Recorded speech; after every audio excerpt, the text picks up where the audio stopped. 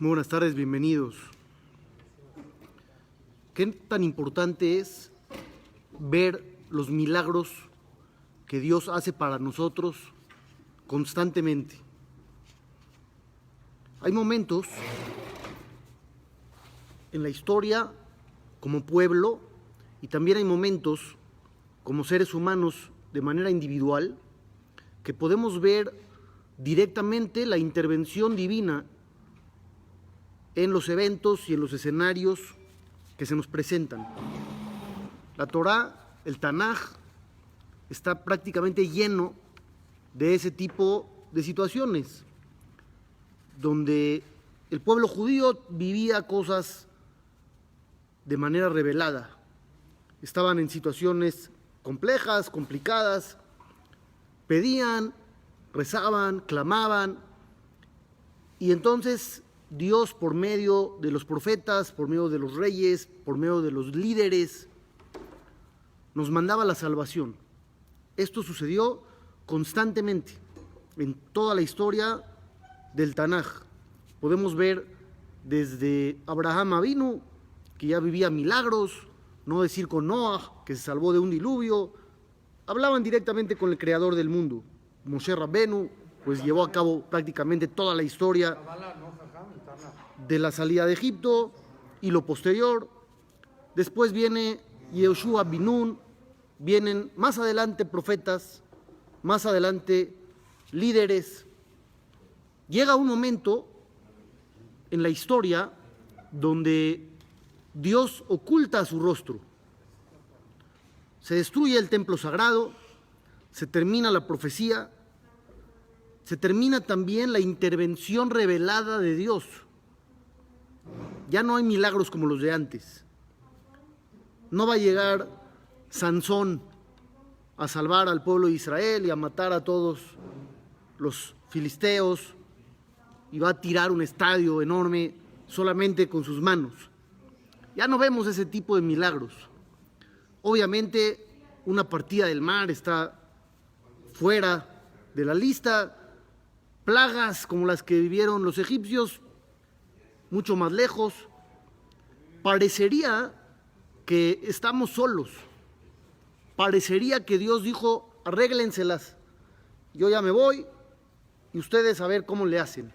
Antes yo los acompañaba, antes yo los ayudaba y ahora pues buena suerte. Así parecería. ¿Cómo sabemos que no es así? No, sale el sol todos los días, no es suficiente.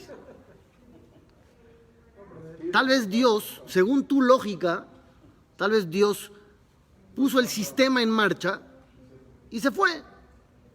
Tú puedes, por ejemplo, entrar a una casa y las luces se encienden y se enciende la música y la calefacción y no hay nadie. Simplemente lo dejaron programado. Eso. Hubo muchos que pensaron eso. No así, porque eso sí se puede ver, pero a lo mejor cuando nos dejó de hablar, nos quitó los profetas y todo, dejamos de ser los consentidos. Por eso, a eso voy. ¿Cómo sabemos que no es cierto? Porque el mundo funcione solo. No, que el mundo funcione solo no, porque ya dijimos que no. Dios pudo haber programado la naturaleza y adiós. No es prueba suficiente de que Dios nos acompaña como antes. Sin embargo, vamos a poner atención en varias cosas. Número 1, Dios nunca dijo me voy. Dijo voy a ocultarme. Nada más. No dijo me voy. Estoy escondido. No estoy ausente, estoy escondido. Significa que estoy al tanto, yo sí te veo, tú no me ves, porque estoy oculto. Ya desde ahí te das cuenta cuál fue la intención del Creador. No fue irse a ningún lado, no fue ausentarse a ningún lado. No te abandona. Simplemente se escondió. Hubo momentos, los profetas nos cuentan en los libros, hubo momentos donde el pueblo de Israel dijo cosas muy fuertes. Ellos llegaron a decir una frase como lo que acabas tú de insinuar. Ellos dijeron, Dios, ya no tenemos por qué seguir contigo. ¿Por qué? Porque tú nos corriste, destruiste tu casa, nos quitaste la profecía, nos mandaste en manos enemigas, nos hicieron pomada. Ya, si tú, Dios, ya no nos quieres, nosotros ya somos libres. Así llegaron a declarar. ¿Cuál fue la respuesta? La respuesta del Creador fue: ¿dónde encontraron ustedes que yo los corrí? ¿Dónde dije que esto fue un divorcio? En ningún momento. No fue un divorcio. Una pareja, por ejemplo, se pelean. Y normalmente pues, el marido es el que le toca dormir en el sillón, ¿no? Dando lo normal. El marido se va al sillón, al otro día se despierta, se va, y de repente la esposa lo ve, su estado de Facebook dice soltero. No, no puede ser, ¿verdad? Algo anda mal. No es soltero. ¿Qué sucedió? Nada más se pelearon, pero sigan casados. Se tienen que arreglar, pero no más. Si el marido puso en su estado de Facebook soltero, no entendió bien, no sabe el funcionamiento del matrimonio. Hoy te dormiste en el sillón, pero vas a llegar con unas flores, vas a pedir perdón, aunque no seas tú el criminal. Te vas a disculpar y ya, la vida sigue. El pueblo de Israel pusieron en el estado de Facebook, ya, bye. ¿Qué les contestó el Todopoderoso? No, nunca nos divorciamos. Hemos tenido nuestros pleitos, hemos tenido diferencias, hemos pasado por situaciones difíciles y a veces se necesita un distanciamiento para poder reflexionar, pero no hubo un divorcio como tal. Entonces, ese es el punto primero en el que hay que poner atención. Dios nunca dijo se acabó la relación entre nosotros, nunca lo mencionó. Sí hubo cosas difíciles, pero son simplemente la consecuencia de ese ocultamiento de rostro de parte de Dios. Segundo punto, es real que ya no existen los milagros que existían antes, y ya no hay profecía como antes, ya no hay esa comunicación tan directa como antes, pero hay muchas otras cosas que sí hay, que nos pueden prácticamente demostrar que Dios está. Y esto se vive de dos formas, una general y una individual. Vamos a hablar de la individual. En sus vidas personales, ¿alguna vez han sentido que Dios intervino?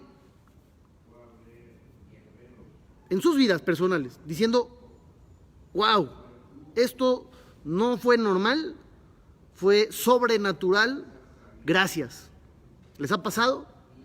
Entonces quiere decir que hay una fuerza sobrenatural que está interviniendo y está manipulando las cosas. Tiene facultades de cambiar el rumbo de los acontecimientos naturales a sobrenaturales. Eso es lo que todos los días mencionamos. Al-Niseja, Benifleoteja, Shebehol, Ayet.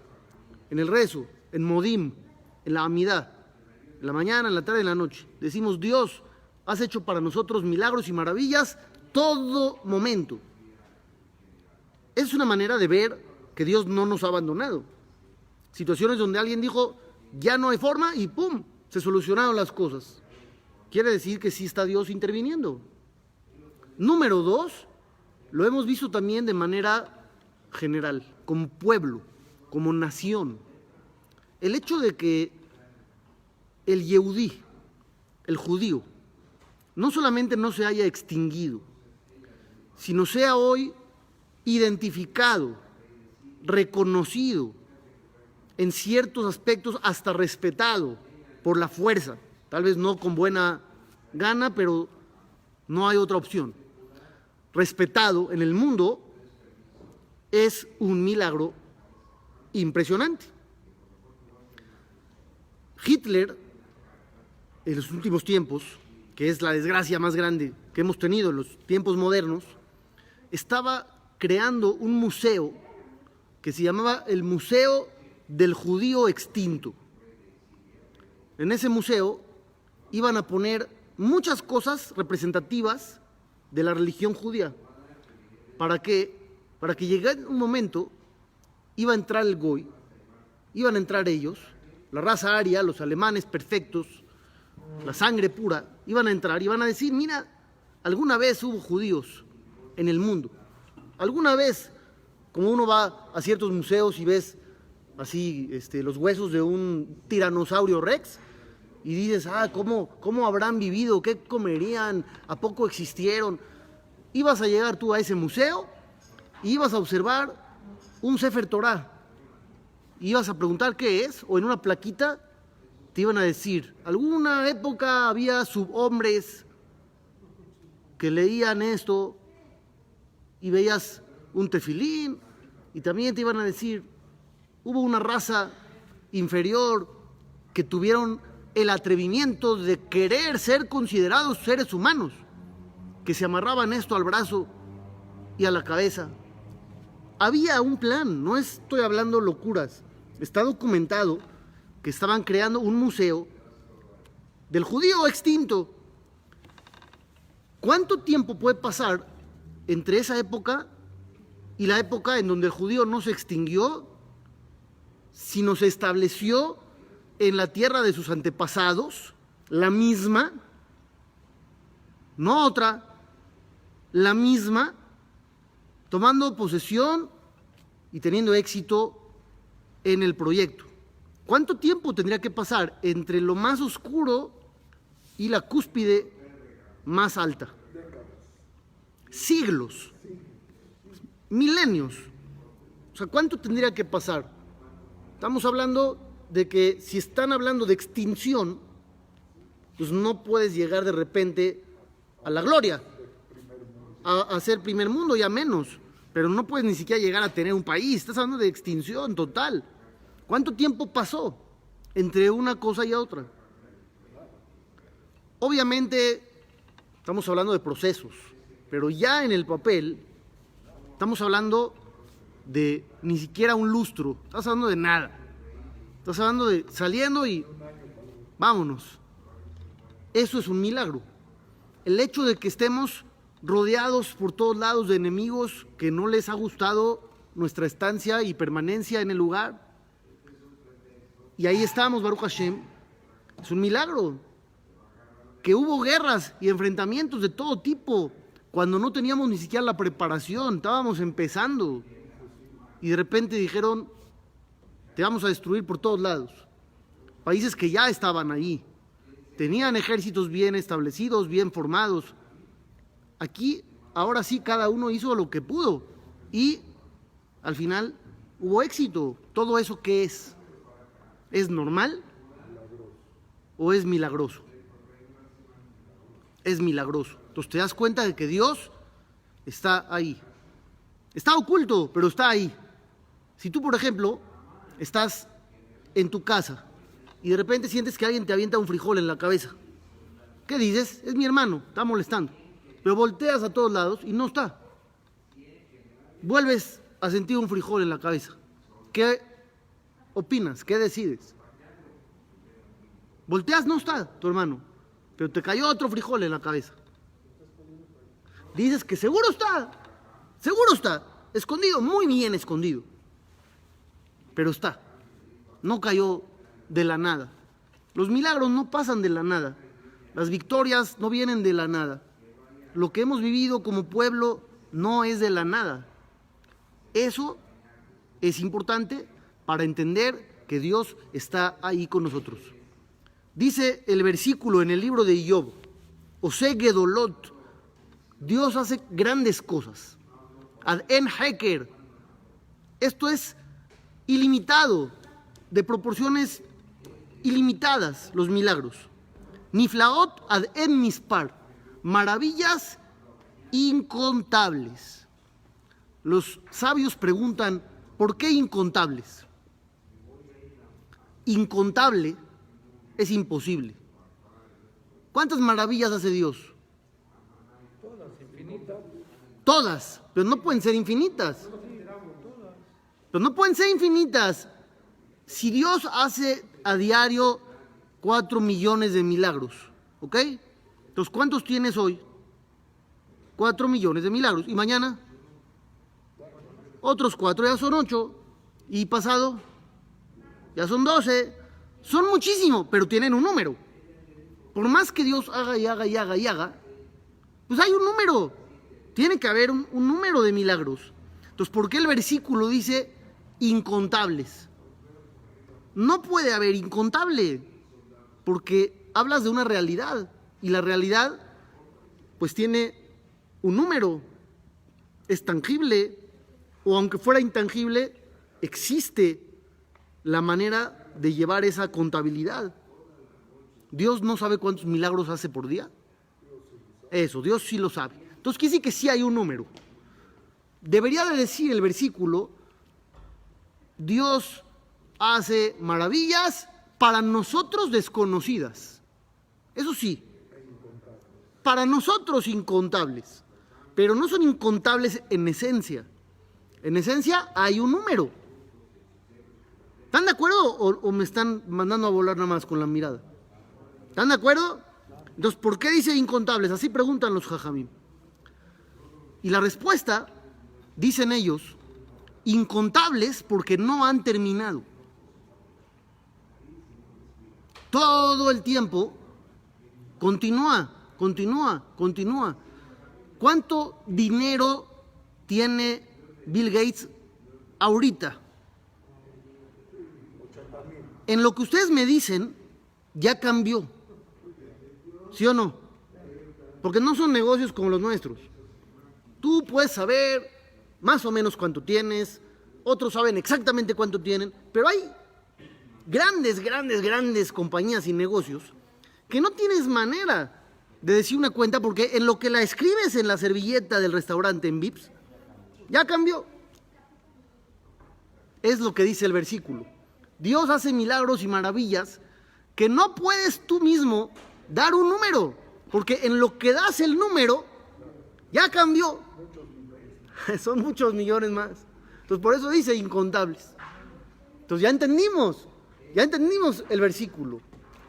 El hecho de que existan milagros que pudimos reconocer como milagros, nos revela la presencia de Dios. Ya con eso puedes confiar que también lo demás es parte de su obra. ¿Sí me explico? Tú vives a diario lo que le llamamos la normalidad, que este último año ya no sabemos cuál es. Pero se supone que existe algo que se llama lo normal, normalidad. ¿Quién hace eso? Nosotros como creyentes decimos también, Dios, el Creador, el Todopoderoso lo hace. Pero pues tal vez alguien diría, no, esto ya es automático. Ya es un programa que simplemente sigue. Sin embargo, cuando hay chispazos de eventos que se salen del carril, llamados milagros, te das cuenta de que sí hay alguien ahí. Yo una vez leí que en Polonia, en la ciudad de Mir, hace muchísimos años, les estoy hablando por ahí de 1920 y algo, por ahí, por esa época, en la ciudad de Mir, en Polonia, cada noche, como a las 8, se apagaba la luz en toda la ciudad. Después de unos instantes se prendía. Una persona que venía de Nueva York a vivir ahí unos años preguntó, ¿qué onda? ¿Por qué se apaga todos los días la luz a esa hora? Entonces le dijeron, es que hay un encargado de la electricidad del pueblo, un empleado, era un pueblo muy chiquito. Este empleado, que está en la oficina de la electricidad, con eso le avisa a su esposa todos los días que ya va a la casa. Apaga tantito, prende tantito, y entonces ya la esposa sabe, ahí viene mi marido, en unos 5 o 10 minutos, ya está aquí, le empieza a calentar la cena y ya lo recibe. Un genio el señor, ¿no? Entonces imagínense la escena, tú todo el día prendes la luz, apagas la luz y piensas, esto ya está en automático, ya nadie se encarga. Pero cuando ¡pum!, hay un apagón y luego lo vuelven a prender, te acuerdas que hay alguien trabajando para que tú tengas electricidad. Cuando todo va bien, uno no se acuerda. De repente, ¡pum!, las cosas se viven diferente y entonces uno se acuerda. Es lo mismo que nosotros como nación hemos vivido una y otra vez. De repente está todo muy normal y la gente empieza a decir, pues ya todo es automático, todo es solo, ¡pum!, pasan cosas diferentes. Hay alguien. Y lo que hemos vivido nosotros como nación no han sido cosas comunes. Hemos vivido milagros muy importantes, muy grandes. Hace 2, 3 años, que no caían y no caían. La existencia, Ese es el milagro de Dios. la existencia de un Estado judío es uno de los milagros más grandes de la humanidad. Y más si hablamos que sucedió después de que ya nadie daba un peso por nosotros. Y más si hablas de que es la misma tierra que Dios le dijo a nuestros patriarcas que íbamos a estar ahí y que iba a ser nuestra. ¿Cómo puede ser? No estás hablando de que pasaron 10 años, estás hablando de que pasaron miles de años en la misma tierra, llamada igual. Vamos a estar ahí, Yehudim, millones, con un gobierno judío, después de que hablaban de un museo del judío extinto en Europa. Eso es un milagro impresionante, no cabe duda. Entonces, el hecho de estar recordando estos acontecimientos nos tiene que llenar de emuná, llenar de fe. Hay un Dios, hay milagros y todo se puede. No nosotros, pero Dios sí. Todo lo que para ti es imposible, para Dios no es imposible. Entonces, si a ti te dicen, ten fe, ¿qué tienes que hacer? Pues creer. Porque para ti es imposible, pero para Dios no es imposible. Les voy a leer una historia que leí apenas. En Manchester falleció hace un tiempo un yehudí anciano que se llamaba el Rabbi Jacob Yosef Weiss. Este jajam contaba año tras año a su familia lo que había vivido durante la Segunda Guerra Mundial. Lo peculiar de su historia es que él tenía una discusión diaria con un compañero judío que estaba, al igual que él, en un campo de concentración. ¿De qué trataba la discusión? ¿De qué puede uno discutir allá adentro? Estaban solamente pensando en comida, en vida, en supervivencia. No hay tiempo para pelear, no hay tiempo para discutir. Pero él contó que tenía un compañero con el que discutía todos los días. ¿Sobre qué discutían? Escuchen bien. El señor Jacob le decía a su amigo, no pierdas la esperanza. Podemos salir con vida de esto. Una persona ultra optimista para las circunstancias en las que se encontraban. No era normal ser optimista. Ellos tenían esta diferencia. Este hombre, ultra súper optimista. Y el amigo, ¿qué le decía? Déjate de ilusionar y no me arrastres contigo en tus ilusiones. No hay manera de salir de aquí. No me arrastres a pensar y a tener expectativas que solamente van a ser más dolorosas cuando veamos que no se cumplen. No me ilusiones. Esta discusión no es una discusión normal, es una discusión muy fuerte. Si Bar Minan, lo alem, hay un enfermo de gravedad, ¿tú te animarías a decirle, ten esperanza, vas a estar bien? Es delicado, es delicado. ¿Por qué? Porque hay que ser realistas, no puedes inflarle la esperanza y después que venga el golpe de la realidad y lo maltrate más, pero sí quieres darle esperanza, no le vas a decir la cruda realidad. Entonces tienes un dilema. ¿Qué hay que hacer en ese tipo de situaciones?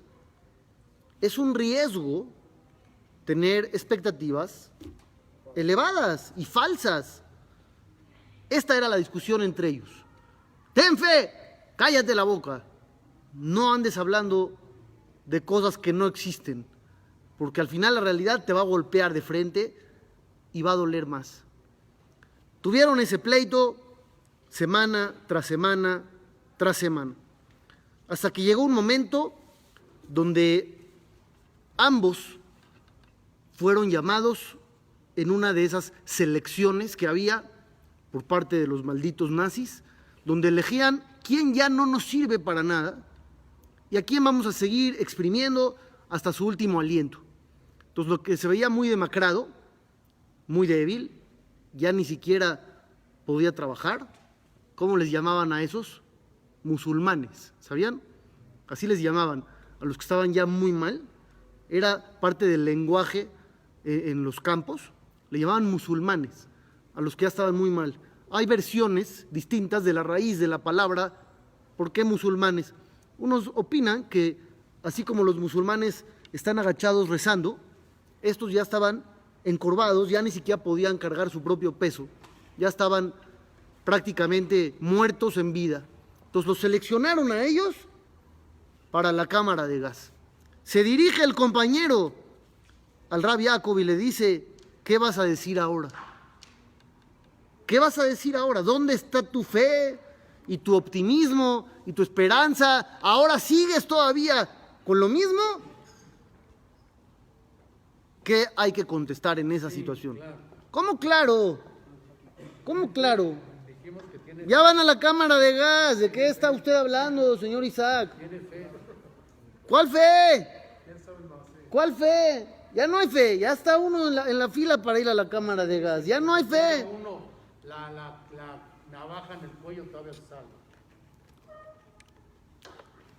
En ese momento, Rabbi Jacob contestó: hay que tener esperanza. Están caminando ya, yendo a la cámara de gas, y el amigo le dice: ¿todavía? ¿Todavía esperanza? Todavía, le contesta. Los meten a la cámara. ¿Todavía? ¿Vas a tener fe? Están adentro de la cámara de gas. ¿Todavía tienes fe?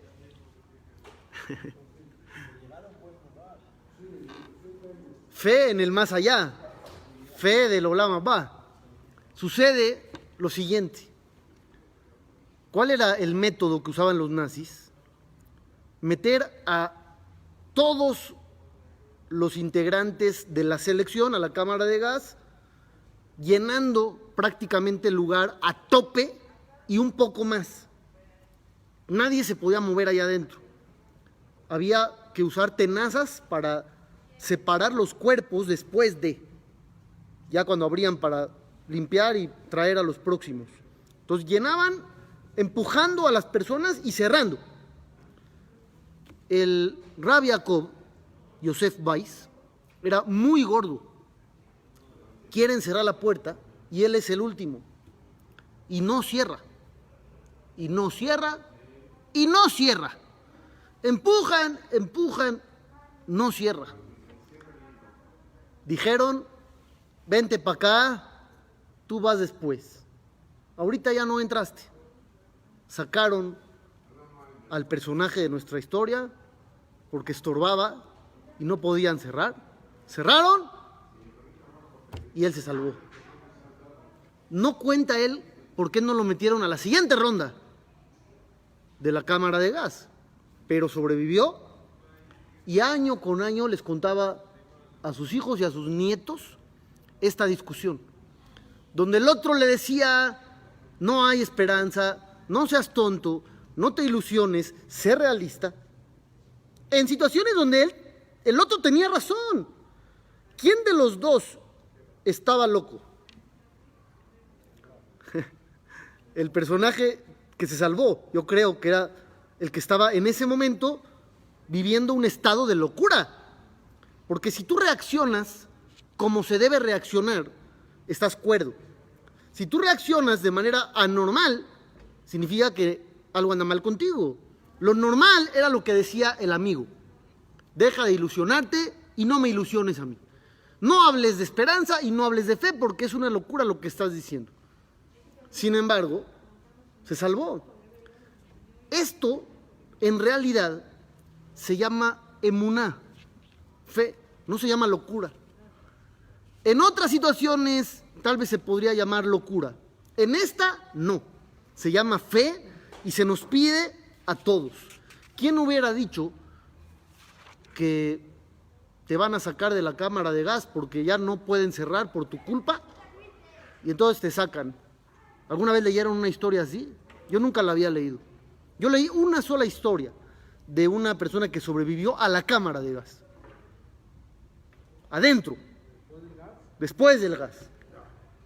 Insólito. Hay un libro que escribió un miembro del Sonderkommando. Eran los presos que hacían la labor, el trabajo sucio de los nazis, de meterlos a las cámaras y limpiar. ¿Mandé? Sí, había Yehudim y había Goim. A ellos los cambiaban cada 3 meses, más o menos, y los gaseaban y entraban otros.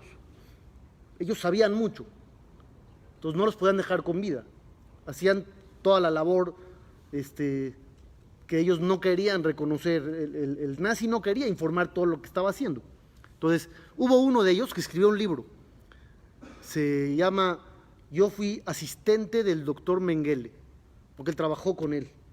Y cuenta de una mujer que sobrevivió a la cámara de gas. Cuando llegaron ellos a limpiar y todo, la vieron y estaba con vida. Y al final, cuando los nazis se enteraron, la mataron. Increíble. Pero esa fue la única historia que yo había leído de alguien que había sobrevivido a la cámara misma. Esta es una historia donde alguien se salvó porque no podían cerrar. Pero su punto en ese momento se demostró correcto. Esperanza, sí. Fe, sí. Todavía, sí. No hay situación en la que uno tenga permiso de decir no hay forma. Porque si tú dices no hay forma, limitaste a Dios. Si tú llegas a decir no hay manera de salvarme, ¿qué es lo que estás diciendo? Dios no puede. Porque Dios, el que maneja el mundo, está perdido. Entonces, decir ya no hay forma es limitar a Dios. Y eso está prohibido. Cuando los judíos iban a entrar a Israel la primera vez después de Egipto, los espías entraron, les dio miedo, salieron y dijeron una frase imperdonable. Todo lo que ellos dijeron fue verdad. Hay frutos enormes, era verdad. Sacaron uvas inmensas y granadas, era verdad. Dijeron ciudades fortificadas, era verdad. Gigantes, era verdad. Los veían como hormigas, los veían como nada. Todo era verdad. Hasta ahí no hubieran sido ellos considerados pecadores. Pero dijeron una frase imperdonable. Hazak hu mimenu. Son más fuertes que Dios. Así parecería la respuesta. Ve los comentaristas. Rashi, Hazak hu mimenu. Son más fuertes que él, que Dios. Dios no puede. Dios pudo contra el egipcio. El egipcio era un humano normal. Era un imperio muy fuerte, muy organizado, tenían lo suyo, pero eran humanos como nosotros. Esto es diferente. Aquí estás hablando de gigantes, estás hablando de algo no normal. Aquí Dios ya no puede. Ahí es donde se acabó su carrera. ¿Por qué? Porque limitaron a Dios. ¿Crees que hay algo más fuerte? Es idolatría. La pregunta es, si nosotros no estaremos cometiendo el mismo error en algunas ocasiones. ¿Quiénes son nuestros gigantes? ¿Quiénes son nuestros némesis? ¿Cuáles son nuestras ciudades fortificadas? Todos nuestros problemas son exactamente eso. Tú tienes una vida y en tu vida te enfrentas a un problema. A veces es un problema chiquito, a veces es un problema grande, como el egipcio, y a veces es un problema inmenso que tú dices, no hay manera. El problema que estás teniendo, no hay manera, porque está gigante. Y llegas a pensar que ya no hay salida. Al pensar eso, ¿qué estás diciendo? Que Dios no puede. Estás igual que los espías. Hijazak hu mimenu. Ya no hay manera. Ya no hay manera. Ya no hay manera. Entonces Dios no puede. Dios no puede. Idolatría. Nosotros y los espías tenemos similitudes. Tenemos gigantes, tenemos frutos enormes, enfrentamos ciudades fortificadas, Nada más cámbiale el título. Cámbiale el título. Para unos es la economía, para otros es la salud, para otros es la familia, para otros es A, B, C. Hay mucho para escoger. Y se ve enorme. Y da miedo. Y uno se paraliza. Pero no hay ki hazak umimenu. Nada puede ser más fuerte que Dios. Ayer un amigo me escribió que estaba teniendo un problema gravísimo. ¿Qué pasó? A su hermano, para no hacerles el cuento largo, lo habían acusado de homicidio. ¿Cómo? Mejor dicho, intento de homicidio. ¿Por qué? Uno dice, a ver, ¿cómo? ¿Intento de homicidio? Sí. Atropelló a alguien, pero la víctima no murió y dijo que fue intencional. No fue un error, no fue un accidente, fue intencional. Entonces, intento de homicidio. Así lo acusaron al hermano de esta persona. Ayer me lo escribió en la tarde. Llevaron al hermano al reclusorio norte. Caso real, de ayer. Caso real. Estuve en comunicación con él desde ayer en la noche, hoy en la mañana, hoy en la tarde. Me dijo, van a decidir a la 1. Le hablé. No, todavía no ha acabado. Están con el juez. Me dice, acaba a las 3. Son las 3, no me llama. Le hablé yo después de un rato. Me dice, ya se solucionó todo. Ganó el juicio. Le dije, ¿cómo? ¿Ya acabó? O sea, no es que va a seguir y salió bajo fianza y va a seguir un proceso. Que también hubiera estado genial. O sea, si sale bajo fianza y primero Dios, ya luego ven qué enfrentan, ¿no? ¿Qué me dijo? No, ya acabó. Todo, sí, tan rápido, de ayer a hoy. Ayer eres un criminal con cargos de intento de homicidio y hoy estás libre, sin procesos, sin tiempos, no hay amparos, apelaciones, recursos, nada. ¿Ya acabó? No le pregunté si le costó, Gaby, lo que sea, igual. ¿Ya acabó todo? Me dijo, ya acabó todo. Baruch Hashem. Pero ayer, esto era un gigante. Ayer era un gigante de dimensiones bíblicas inmensas que tapaba el sol. ¿Sí o no? Y hoy ya no está. Ya no está. Se fue. Sales, abres la ventana y está el sol bonito, precioso, y los pájaros andan ahí cantando y el mundo es de colores. Y ayer tenías un gigante ahí plantado en tu patio que tenía el pie arriba de tu casa y nada más le faltaba bajarlo tantito para acabar con tu vida. Y la esposa y los hijos, los hermanos, los papás y todos, él y todos sus compañeros. Y hoy, Baruch Hashem, ya está, ya no hay nada. Otra vez, tal vez hoy ya está en el CNIS, no sé dónde esté. Ya normal con sus asuntos de rutina. Esto es lo que nosotros tenemos que entender. Todos los milagros que hemos vivido no son vanos. Son para enseñarnos que Dios está ahí. Si tú crees que Dios está ahí, tienes que vivir diferente, tienes que actuar diferente. Dice el Talmud en el Tratado de Megilá, el que lee el Halel es un rezo que se dice en ocasiones festivas. Dice el Talmud, el que lee el Halel hacia atrás, no cumple. ¿Qué es hacia atrás? El Halel tiene una secuencia. Tienes que leerlo como van las páginas. La página 114, luego la 115, luego la 116. Si tú lo lees para atrás, no cumples. Aunque termines diciendo prácticamente lo mismo. No cumples. Los jajamim aprenden de aquí algo. Todos vamos a decir el Halel en algún momento. Todos vamos a cantar en algún momento de la vida. Todos vamos a agradecer en algún momento de la vida por todo lo que nos tocó vivir. Porque Dios es bueno de forma total. Su esencia es la bondad. Todo lo que vivimos fue bueno. En algún momento lo vamos a entender.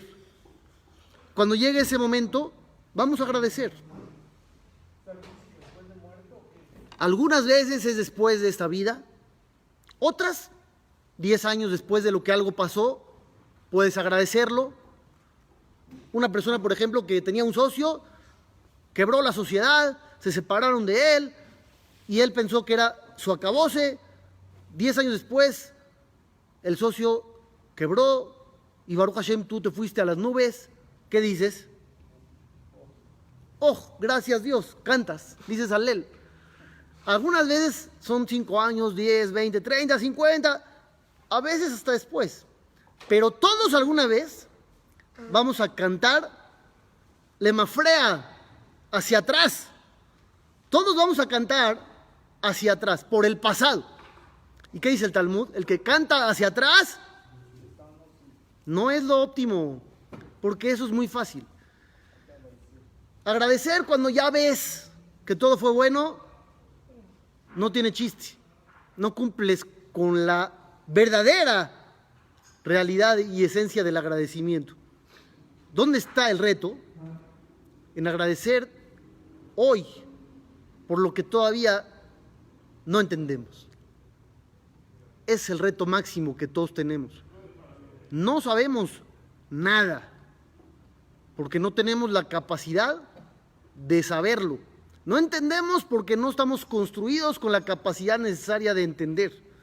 Pero debemos empezar a decir Halel, no hacia atrás, sino mientras en el transcurso vas viviendo.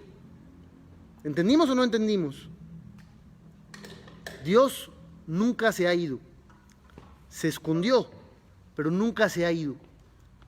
Y es lo que tenemos que empezar a entender para poder agradecer lo que vivimos día a día. Besat Hashem. Nos vemos mañana, primero Dios. Todo lo bueno también por aquí.